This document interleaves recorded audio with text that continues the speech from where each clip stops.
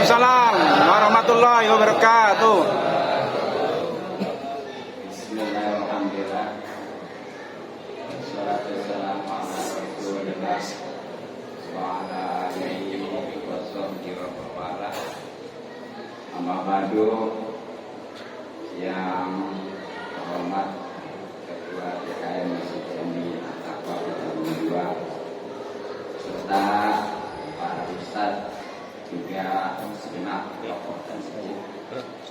Saya doakan mudah-mudahan panjang umur, keadaan sehat lahir batin, sehingga bisa membimbing kita di jalan Allah Subhanahu wa Ta'ala. Kepada para bapak, para ibu, hadirin wal hadirat, yang mudah-mudahan kita semua selalu dimudahkan dan diberikan taufik serta hidayah dari Allah Subhanahu wa Ta'ala. Mudah-mudahan kita dirahmati dan diberkati serta diridhoi Allah Subhanahu wa Ta'ala, juga pastinya mendapatkan pahala dan keutamaan dunia dan akhirat. Pertama, alhamdulillah kita sudah sama-sama bisa sholat berjamaah sah dengan berjamaah, yang mana secara umum sholat berjamaah itu lebih baik daripada 27 derajat, dan secara khusus untuk sholat isya insyaallah seperti sholat setengah malam. Bahkan kita pastinya sudah sholat di awal waktu, dan inilah yang insyaallah menjadi keridhaan Allah Subhanahu wa Ta'ala. Serta nanti insyaallah kita akan melaksanakan sholat tarawih dan witir juga dengan berjamaah.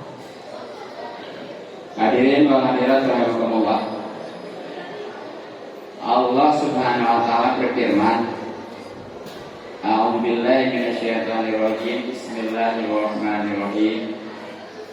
Inna anzalnahu fi lailatul qadar. Wallahu a'lam bimuradi. Sungguhnya kami telah menurunkan Al-Quran pada Lailatul Qadar. Ayat ini mengandung pengertian tentang dua hal, yakni nuzulul Quran atau turun Al-Quran dan Lailatul Qadar. Karena yang namanya nuzulul Quran atau Lailatul Qadar kemarin sudah kita bahas, bahkan kita peringati bersama, maka saya langsung aja tentang Lailatul Qadar. Nah, apa itu Lailatul Qadar? Lailatul Qadar itu adalah suatu malam.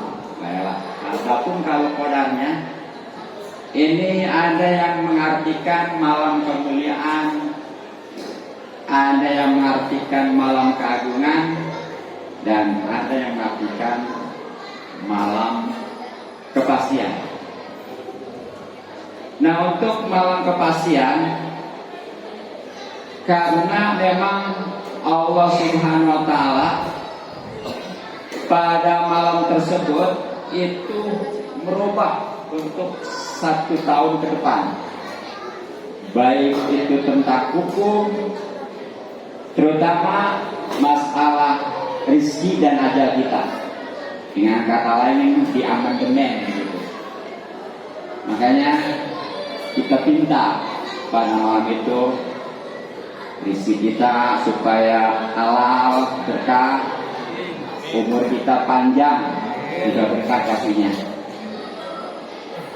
Adapun ciri-cirinya tentang Lailatul Qadar itu, sebagaimana di dalam beberapa hadis, bahkan di kitab Ibnu Katsir dijelaskan malam yang tenang, artinya nggak terlalu gerah, nggak terlalu dingin, dan nyaman pastinya. Kemudian untuk siangnya, paginya itu matahari walaupun bersinarnya betul-betul full, tapi sebagaimana bulan, artinya tidak terasa panas menyengat. Nah, makanya kalau malam itu betul-betul tenang, perasaan nyaman karena gerah enggak, panas enggak, dingin kan. Kemudian pagi-paginya matahari itu terbit walaupun panas tapi tidak menyengat. Nah, itulah ciri-cirinya Lailatul Qadar. Nah, kapan terjadinya? Ini yang diharapkan adalah dari 21 terakhir. Yang lebih diharapkan lagi adalah malam-malam ganjil. Ya, seperti tanggal 21, 23, 25, 27, 29. Pokoknya ganjil-ganjil. Dan Imam Ghazali itu memberikan trik untuk mengetahui malam Lailatul Qadar itu kapan. Bisa dilihat, bisa diketahui dari awalnya Ramadan. Kalau umpamanya Ramadannya kemarin awalnya itu ada yang Selasa, nah ini nih ya, mungkin gak sama nih. Ada di bilang Senin, makanya nggak saya kasih tahu tanggal berapa Lailatul Qadarnya. Sebab kalau dikasih tahu takut dipilihin. Saya juga nggak milihin, walaupun udah tahu ya. Baik itu yang Senin tahu kapan Lailatul Qadarnya, maupun yang Selasa. Tapi sekali lagi saya juga nggak milihin dan saya nggak kasih tahu, takut dibikin nanti ya. Ya pokoknya malam-malam 21 itu harus kita manfaatkan gitu ya. Jangan kita sia-siakan. Apa sebabnya? Karena di malam itu sebagaimana ayat selanjutnya, wa ma adraka ma Lailatul Qadar. Ma Lailatul Qadar ya. Ini mah suatu pertanyaan yang menunjukkan keagungan sehingga Allah Subhanahu wa taala itu bertanya kepada Rasulullah, "Wahai Muhammad, tahukah engkau apakah malam Lailatul Qadar itu?" Nah, karena Allah lebih tahu, ya Rasulullah cukup diam. Tapi langsung oleh Allah dilanjutkan dengan ayat Lailatul Qadri khairun min alfi syahri.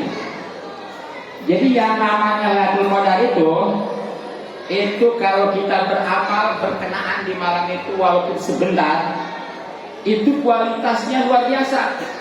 Karena lebih baik daripada 1000 bulan yang enggak ada Lailatul Qadarnya.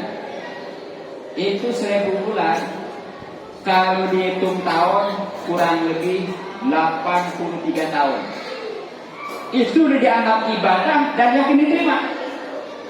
Nah kita sulit, jarang sekarang ini yang umurnya sampai 80 tahun sekalipun.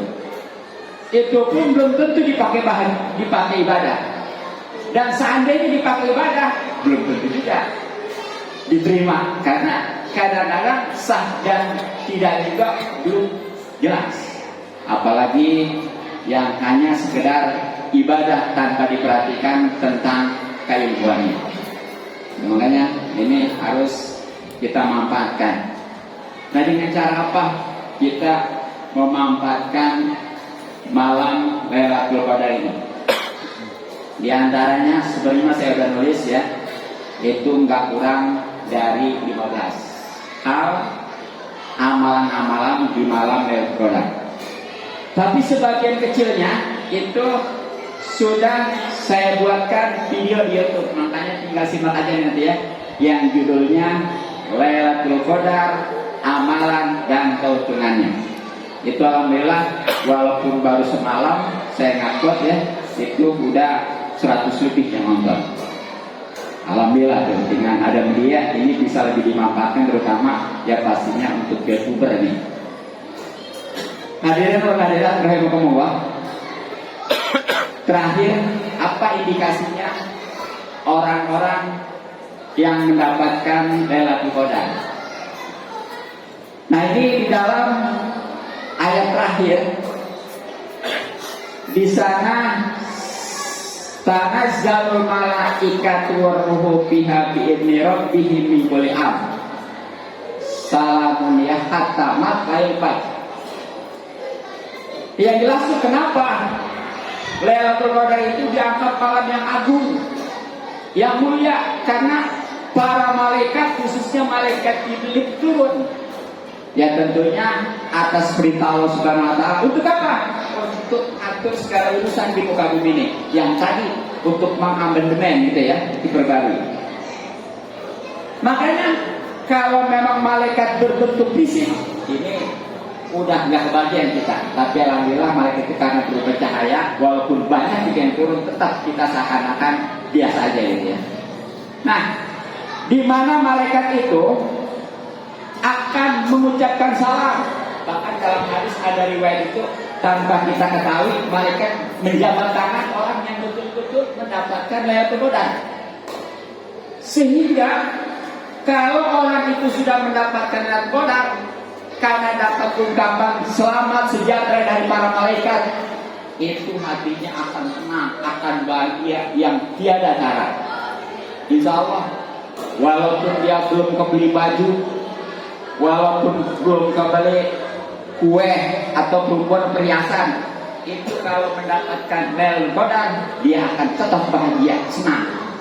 Nah makanya seandainya nih ada bapak-bapak ibu hadirin wal hadirat yang pada baju sudah kebeli, kue juga sudah komplit, bahkan ibu-ibu perhiasan juga sudah diberikan oleh suami, tapi masih galau, itu cirinya belum mendapatkan Lailatul Qadar. Nauzubillah min dzalik. Hadirin rahimakumullah. Ya sebenarnya kemarin seperti ajiwan 13 menit ya, termasuk Ustaz Durrahmi juga 13 menit. Saya baru 11 menit ini benar-benar. Lanjut. Ya pokoknya cukup, walaupun sedikit simpel, tapi insya Allah sudah mengena semua ya. Ya cuma ya kemarin juga mestinya tuh pembahasan nuzul Quran, mestinya itu apa yang dinamakan nuzul Quran, kemudian bagaimana prosesnya, nah kemudian juga apa tujuannya Al-Quran itu diturunkan, kemudian bagaimana kita menyikapinya, ataupun hasil daripada nuzul Quran apa mestinya itu baru lengkap gitu ya. Nah hadirin wal hadirat rahimakumullah, kiranya cukup, mudah-mudahan walaupun singkat padat ini bisa dipahami dan nampak pastinya, sehingga kita mau berusaha untuk menggapai malam mendapatkan Lailatul Qadar. Amin ya Allah ya Rabbal alamin. Ya, di dalam YouTube itu di sana dijelaskan cara sholat, kemudian beristighfar, kemudian baca tasbih dan lain sebagainya. Insya Allah di sana itu banyak, walaupun enggak seutuhnya. Yang jelas kalau yang saya sudah catat ini kurang lebih ada 15 amalan-amalan yang itu. Sekali lagi mudah-mudahan kita bisa mengamalkannya sehingga kita bisa mendapatkan keuntungan Lailatul Qadar. Mohon maaf dan maklum. Subhanallah bihamdik asyhadu an la ilaha illa anta. Assalamualaikum warahmatullahi wabarakatuh. Waalaikumsalam warahmatullahi wabarakatuh.